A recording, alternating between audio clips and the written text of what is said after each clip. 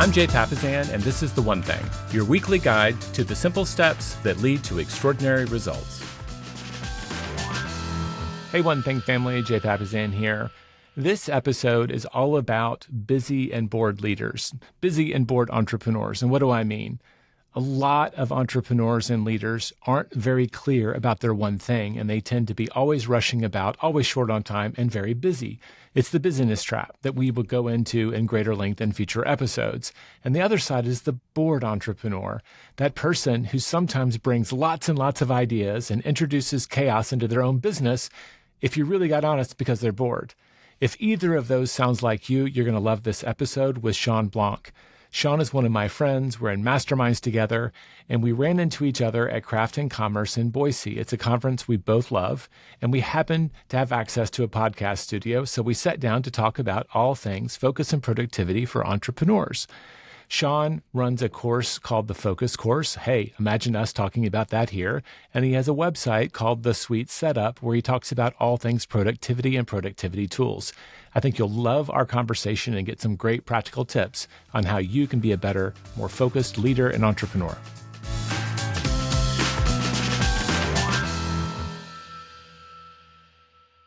All right, Shawn, I'm super excited to get to chat with you today. Yeah, thanks, Jay. So we were comparing notes, and a lot of our core clients, the people who show up at our doorstep, are entrepreneurs, solopreneurs.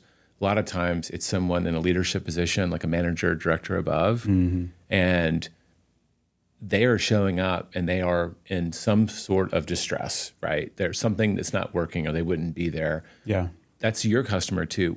What are you seeing? Why are they showing up? Yeah. What problems are you solving? We talk, a lot of stuff we'll work with the small business owners to help them just free up their schedule more, which is, I sometimes joke, I'm like, man, I kind of picked the wrong problem to solve because it means all of my ideal customers are too busy to work with me.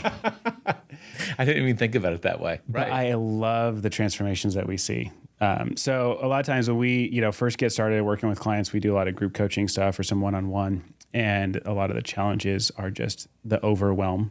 It's the, on the brink of burnout. I have to do everything myself. We've got 5 things that are due last week and 20 more that are due tomorrow, plus 8 more that were due a year ago that I feel really guilty about. So it's just kind of just this sense of just being buried. And that's probably just in their work life. Yeah. Because I don't know about you, but I have teenagers, I have age sandwich years. I know so many of our clients are in the same place. Because the timeline it takes to get a business to that growth level where they're really getting overwhelmed in different places, maybe they've got teenage kids that are taking the car out without permission and parents calling and saying, how do I fix my laptop, from another state? Yeah. Do you see the personal stuff pressing too? A lot of times, yeah, because it all overlaps, right? Yeah. I mean, if you're... this is the different areas of your life. It's like if you're stressed at home, you're going to bring that into the office and vice versa. And so if there's pressure at work and there's pressure at home, those are going to compound for sure. So we see a lot of that. I don't know if you see this as well, but another big thing, so there's the overwhelm bucket is a big one. Another huge bucket I see of commonalities is folks that are realizing that they're in the middle of transition somehow.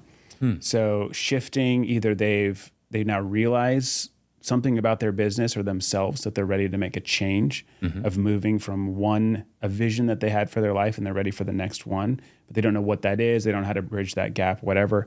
Or a lot of times I'll have people that have been running a small business for 10 or 15 years, kind of as a solo practitioner. And now their kids have left the house and they're like, I want to ratchet this up. I want to give more hours to my work and see where I can take it. And they don't know how to scale or grow in that kind of a context. So sometimes it's not the overwhelm of I'm drowning in too much stuff. It's like, I'm ready for something new. I want to take this to that next stage, but I don't know how to get there. Yeah, I think the first client I think of, the metaphor is they've been knocked out of the boat in the rapids and they just feel like there's no control. Yeah. Meeting to Zoom, that's just like a boulder under the water that hit him in the shin, that last Zoom meeting. Then how it shows up for us, because, in one thing we talk about, the most profitable businesses are the ones that are most productive.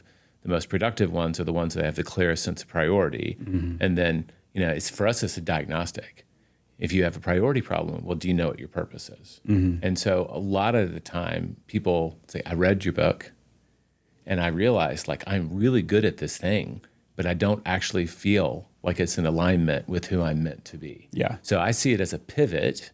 Sometimes it's a pivot up, but more often they either need to connect their mission to what they're already doing or find the thing that is connected to their mission. Because so much of there is burnout that comes from just being overworked. Yep. But a lot of times there's also, they've lost the sense of mission and purpose. Yeah. They gave them that extra burst of fuel. It's the dissonance. Yeah. Yeah. When there's a dissonance between what matters to you and where all of your time and energy are going, like that sucks. Yeah. Yeah. And when you're the boss, Take a deep breath, because I've lived through those moments too, right? Oh, You just totally like, oh yeah, I remember that feeling.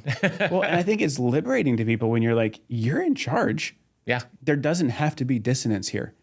It just takes the courage to say, this is what matters most, and here's what we're going to do about it. And a lot of times it's hard to make that shift or to declare that. A lot of business owners, they're afraid to commit. Yeah. So that's why they've got 75 things that they're working on. And so just even... Oh, I'm just going to put a pin in that. I don't know what that cartoon movie was where the obnoxious bad guy is always putting a pin in it, but I just did that. Finish your thought. I want to come back to this. But just the courage to say, this is what matters most. This is where we're going. And there is a fear of like, okay, well now maybe if I have a team, if I'm going to get more clear on our vision, are they going to quit on me? Right. Or if I get more clear on what our goals are, does that mean we're going to lose money? Is revenue going to go down because we're going to do less? Are our customers not going to like us? We're not going to get any more new customers. Like there's all this fear of like a lack that will come from clarity. But I mean, you're nodding your head. It's the opposite is actually what happens in the end. Well, what resonated to me, the 75 things, when someone starts talking to me, like, we do some group coaching, a lot of it's one-on-one, but if we're in that teaching moment, they describe how busy their life is. My first question is, what are they hiding from? I think that busyness, we are as a culture, like people will choose, there's research, people will choose to be busy over being idle. I may have read it on your blog that if they have a choice in a study between having to walk around the building 3 times to do something or just sit in the room, they feel more comfortable giving themselves work assignments that don't matter than just being still. Yeah. And so this busyness is often hiding from the thing. Well, I can't do it because I'm doing all these things. But you're the one who decided to do all of them. Right. And so like the thing that you're afraid of often means that it's really important to you. And, it does take courage to say, I'm just going to put all my eggs in that basket. I know it's right. And I know it could be painful. And you're right, you might lose people because they signed up for the 15th priority of what should be the 15th priority. Right. But it's a part of your business that they were attracted to. Yeah. Well, I think it's too, like the challenge is when you lack the clarity, you lack a filter for what you're going to prioritize and what you're going to work on. And so if your mission statement is something like, hey, we do everything for everyone, everywhere, all the time, no matter what. It's like there was that movie, everything all together at once or whatever. I can't remember the movie. I loved it. It was great. Yes. It was wonderfully weird. But it's like that can't be your mission statement or your vision statement because it means any opportunity that comes across your way for the business, you're going to say yes. You have no filter to be able to say no. And as a business owner or as a leader, it's like, I don't know about you, Jay, but I have like 25 business ideas between getting ready for work and going to work. And if I brought all 25 of them to the workplace every single day, it's like my team's going to just mutiny against me because they can't keep up. And if my filter is like, well, I had a good idea, I'm excited about it, and yeah, we can kind of shoehorn it, fit it into the mission statement or into the whatever goal, then great. Or the other thing is sometimes the goal is just like, well, we just want more.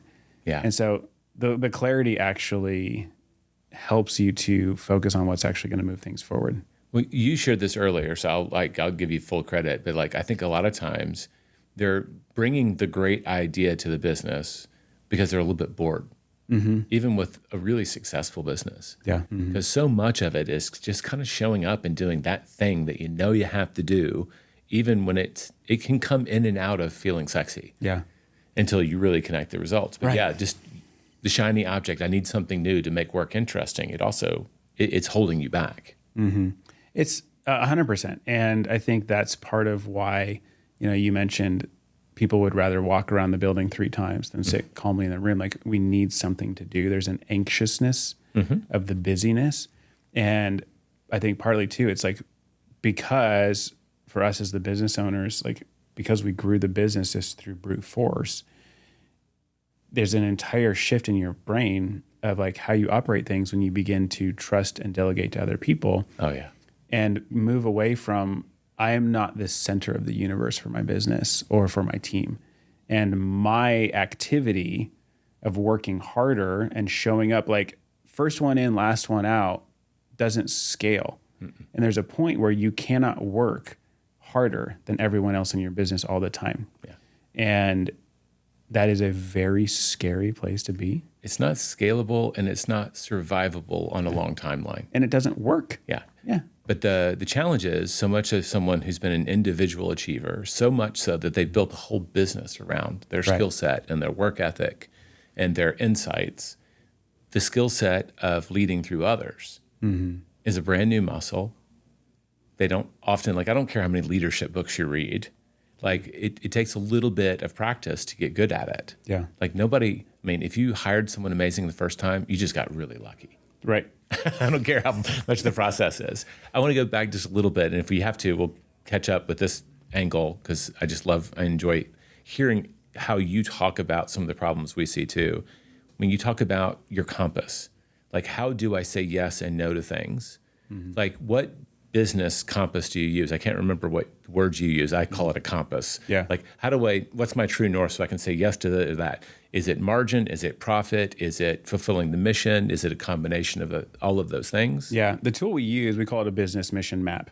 Okay. And so actually when we're working with business owners, we'll actually start with a personal mission map first. Okay. Because they're the boss. Right. They're at the head. And there should be, not that your personal core values should be the same as your business core values. There won't be.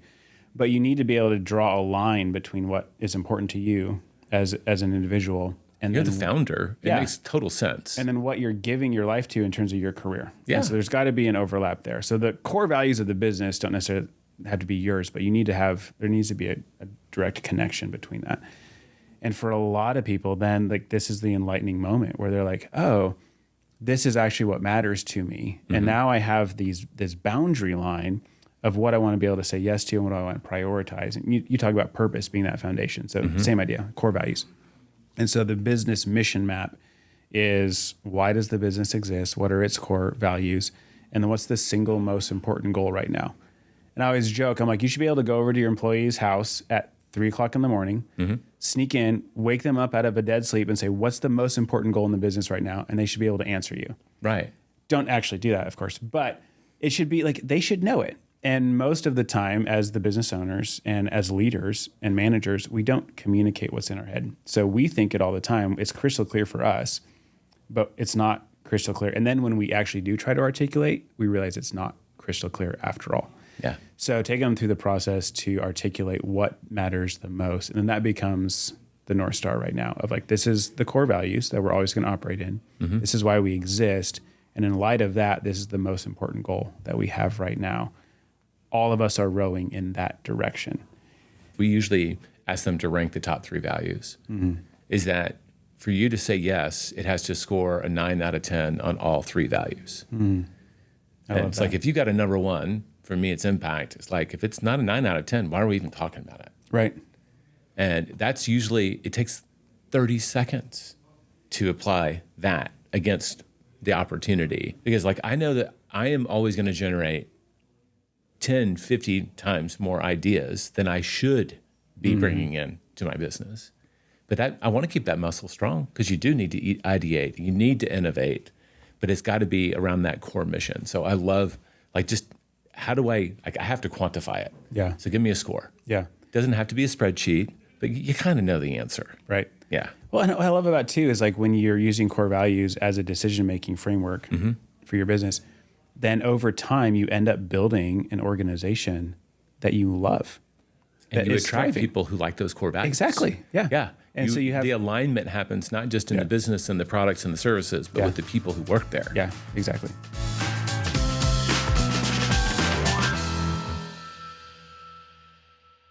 All right. So when you were talking about, you're working with the founder about that lack of alignment around the mission. And one of the tests I like to throw out is your senior director over there. What are the top 3 things that she has to do or she loses her job? Can you name them in order? And like the CEO is like, blah, blah, blah. And I said, awesome. I love that clarity. You're really clear why she's there, what her job is, how she brings value. If you stay right where you are and I take your phone and I go ask her, do you think she would give me those same 3 answers? Mm-hmm.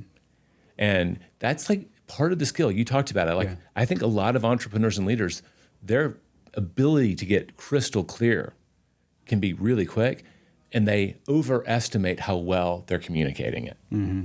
And that's just a system. Yeah. Right? Yeah. We have a weekly system where we're always getting back in alignment. Mm-hmm. But they don't know. And it's like, and guess what? You're judging her.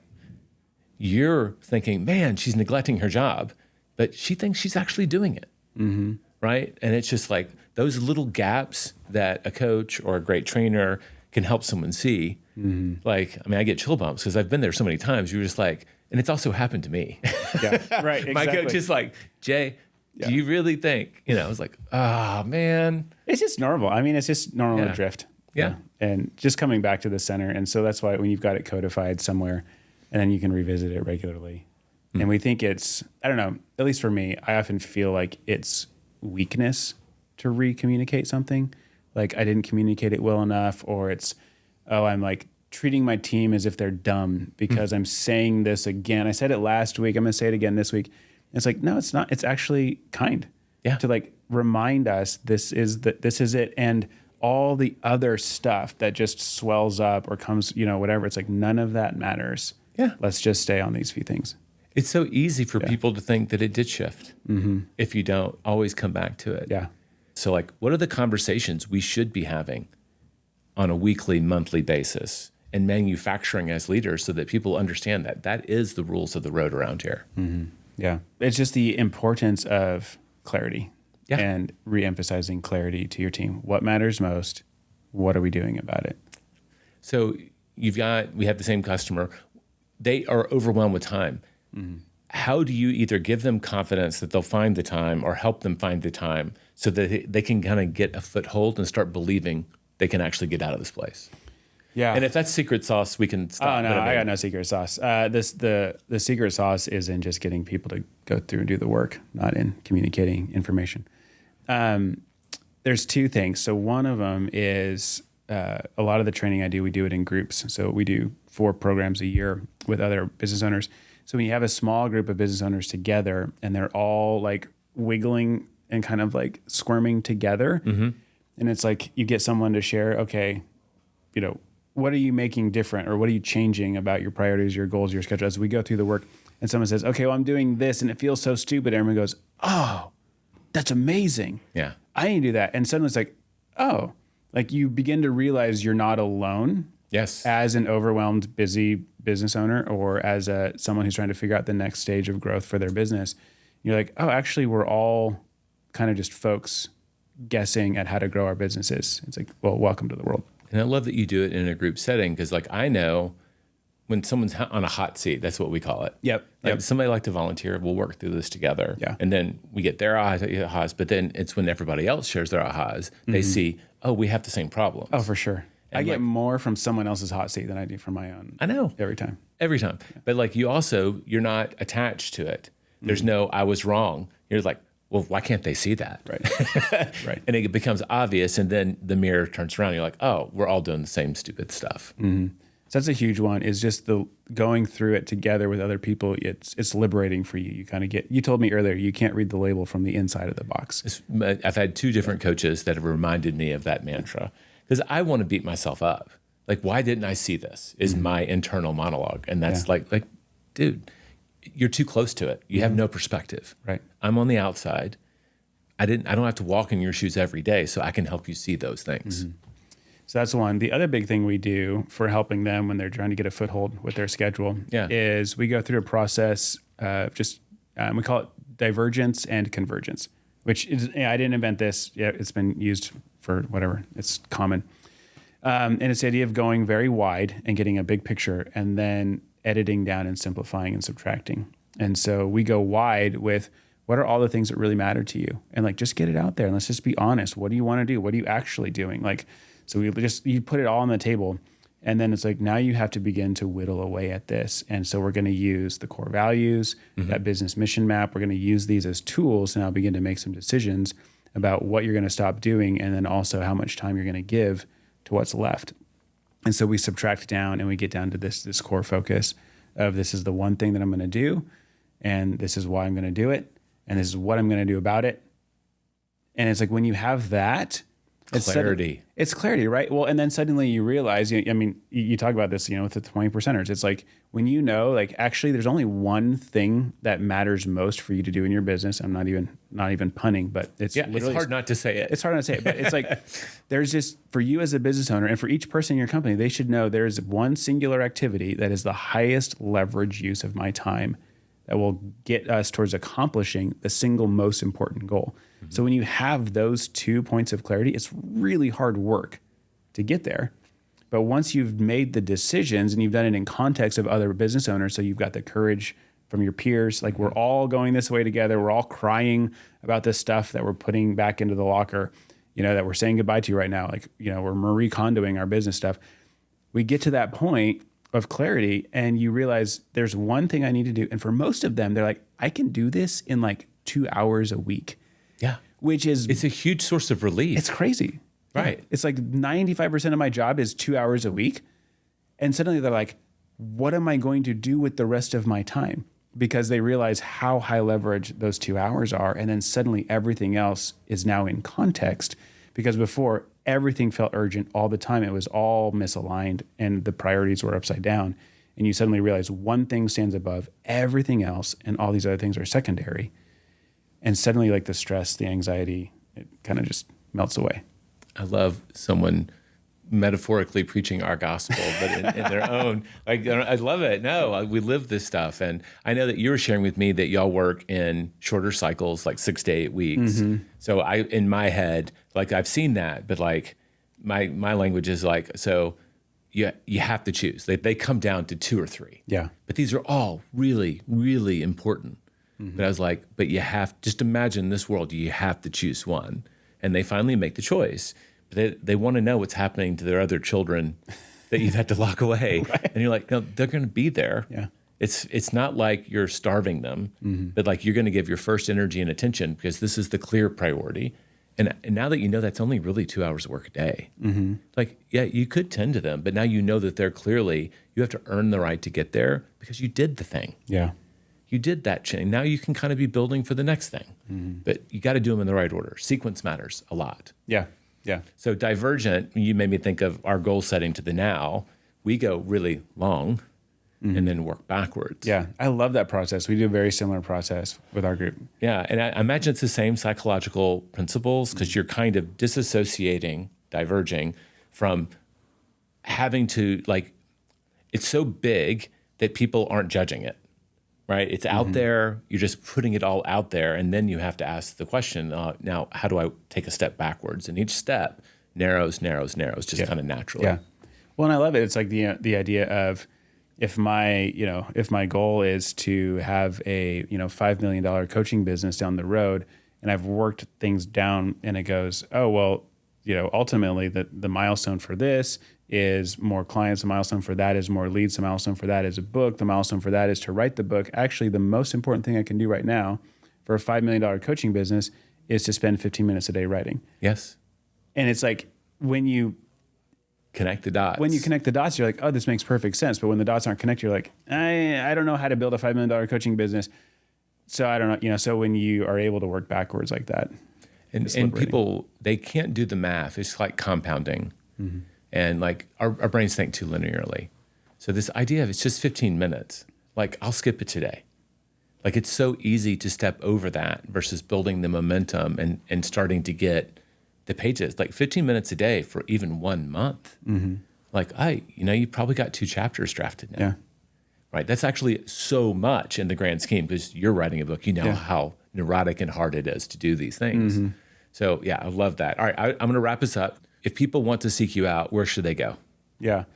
For all the business owner stuff, best spot is our website is thefocuscourse.com. Okay.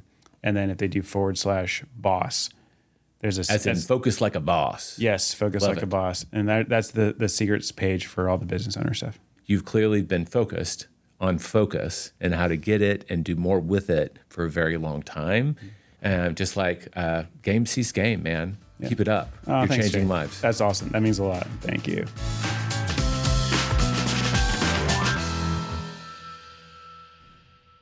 I hope you enjoyed this episode with my friend Shawn.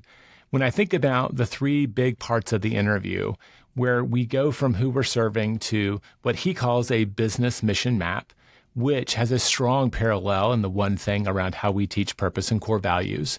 When he talks about the value of working through group coaching and how we get to learn so much by watching other people on the hot seat. Watching someone else be coached allows us to learn from their lessons as well. We do that as well in the one thing with our group training, like the first domino. And finally, we kind of hit onto this idea of divergence and convergence, which is his version of goal setting to the now. How do we go really wide to see all the things that might matter and then narrow it down to the handful that really, really do?